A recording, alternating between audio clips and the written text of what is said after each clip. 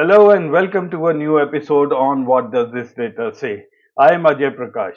Now, regarding the crash of Air India Flight 171 on June 12th, yesterday, that is on June 9th, something very disturbing started to happen on the social media platforms, especially on YouTube. Around midday, I saw a channel which brought out an episode saying that they had access to a leaked preliminary report, and they said that the pilot had mistakenly shut off the fuel to the engine. Now, I don't know which leaked report they are talking of or where did they get this access from, because in the episode they never told their sources. It was quite obvious. I don't expect them to tell their sources, but they never even showed any part of that leaked report. In my opinion, it was totally speculative and rather in bad taste to start blaming these pilots before any concrete evidence has been collected. Now, no sooner than this episode was published, there was a flurry of channels who started the same story. They all started quoting this leaked report. None of them showed any evidence of the report they had, and they kept saying they have got it from their sources. Now, that makes it look rather dubious that the same story is being carried out by a number of channels saying the same thing without any evidence. And it was not only non pilots who were saying this. There were some very credible pilots who also started saying the same thing, giving more fire to the fuel. In fact, one of the pilots even mentioned that they have a right to do this because they bring out hypotheses and later they want to test out their hypothesis.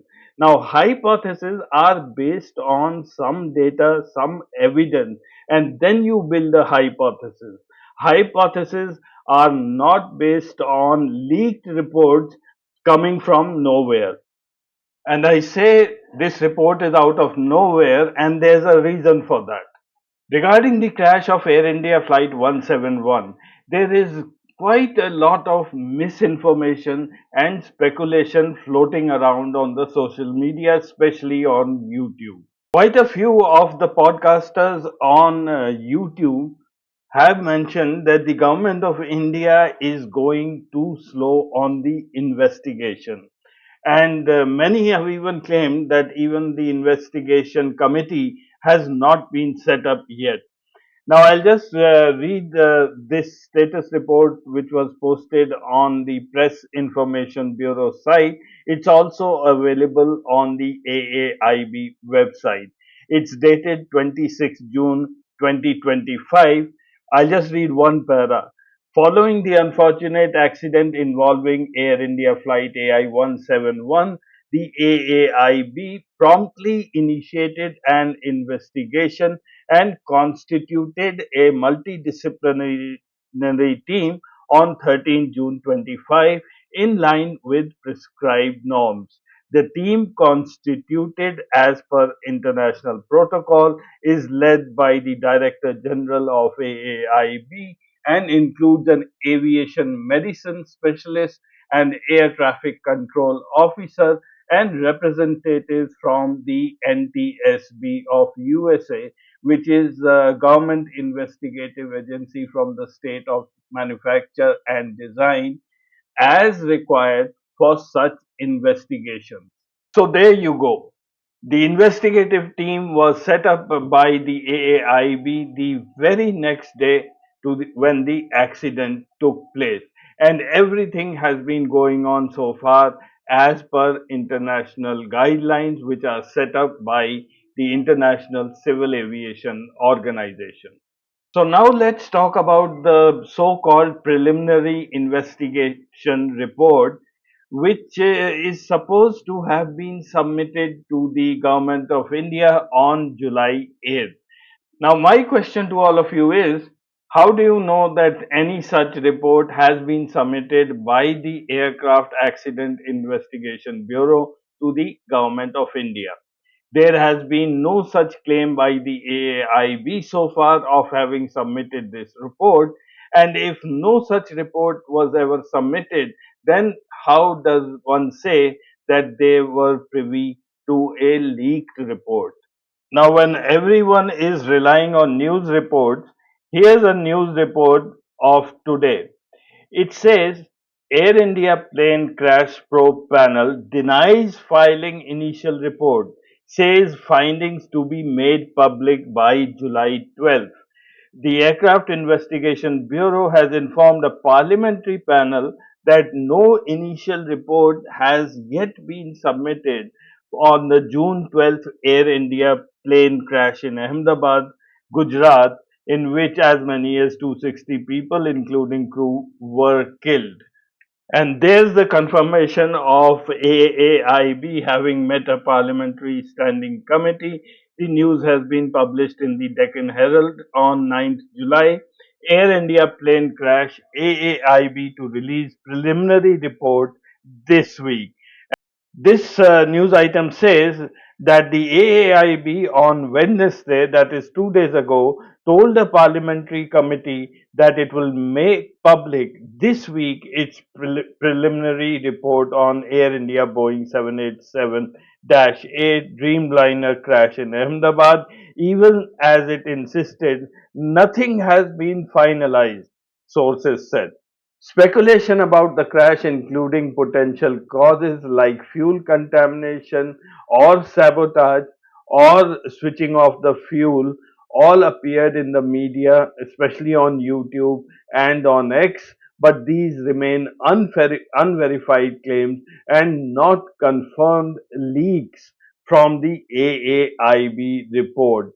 If you hear claims about a leaked report, they should be treated with skepticism unless verified by credible sources, as much of the current information is speculative or based on preliminary data. The Minister of Civil Aviation had already mentioned that the investigation team would look into all aspects for this crash, including the sabotage theory. Now, it's quite obvious when he says that they will look into all aspects, the team would very obviously look into the entire fuel chain of the Boeing aircraft and including the position of the fuel switches. It's highly unfair to point a finger at the pilots without any concrete evidence. Even in the case that the final report does say there was a pilot error, at this stage, to bring it out in this manner is totally uncalled for, and it seems that there is a deliberate attempt to show these pilots in bad light. The US aviation safety expert John Cox has emphasized that these fuel switches are designed with safeguards to prevent accidental activation, making unintentional errors unlikely. Some experts argue that in a single engine failure, a pilot might mistakenly shut off the operational engine, but Boeing 787 pilots have countered that such an error is improbable given their training and the aircraft system, which include tactile cues and automatic adjustments to stabilize the flight. So I leave this speculative fuel switch theory here and move on. Now, according to me, whatever happened to the aircraft of Air India 171 on June 12th, it happened during the takeoff around the V1 point. I have done about 3 episodes on this issue, and I have used data from Flight Radar 24, done a very exhaustive analysis, and thereby I have come to this conclusion. I'm not going to repeat anything what I've said in those episodes. I'll leave the link in the description if anyone of you wish to see those episodes. I'll only provide a very brief summary in about 2 minutes. I have taken data from Flight Radar 24 for Air India Flight 171 on these 4 days, June 9th, 10th, 11th, and then on the 12th. The first thing I have noticed is that the vertical speed on the June 12th Air India flight was far, far less than that of the flights on the previous days. You can see that in the last column here. June 12th, the flight was ascending at 896 feet per minute, which was less than half of what the other flights had achieved, which was around 1800 or 1900 feet per minute. The second point is that according to the flight radar data, the first data point after the flight has taken off, the speed of this aircraft was 174 knots. Now, this was again slower than all the other aircraft on the previous days who had a speed of more than 180 knots.